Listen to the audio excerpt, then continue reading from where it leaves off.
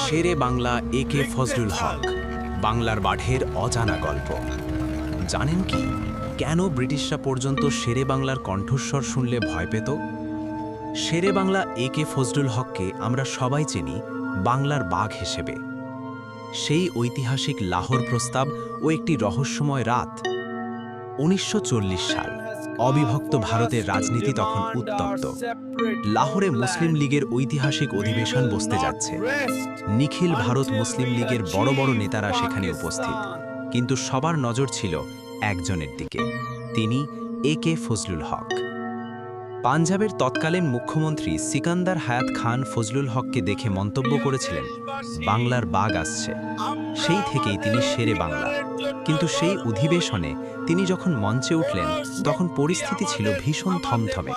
British সরকার এবং কংগ্রেসের চাপের মুখে মুসলিম লীগের ভবিষ্যৎ কী হবে তা নিয়ে সবাই চিন্তিত। কথিত আছে, লাহোর প্রস্তাব পেশ করার আগে তাকে নানাভাবে বাধা দেওয়ার চেষ্টা করা হয়েছিল, কিন্তু ফজলুল হক ছিলেন অটল। তিনি যখন গর্জে উঠে প্রস্তাব পাঠ করলেন, তখন পুরো প্যান্ডেল করতালিতে ফেটে পড়েছিল। তার সেই বক্তৃতার কোনো লিখিত কপি শুরুতে ছিল না। তিনি নিজের মেধা আর তাৎক্ষণিক বাগ্মিতা দিয়ে এমন এক ইতিহাস রচনা করেছিলেন যা দক্ষিণ এশিয়ার মানচিত্র বদলে দিয়েছিল। শেরে বাংলার একটি বড় বৈশিষ্ট্য ছিল, তার পকেট সবসময় খালি থাকত। কেন?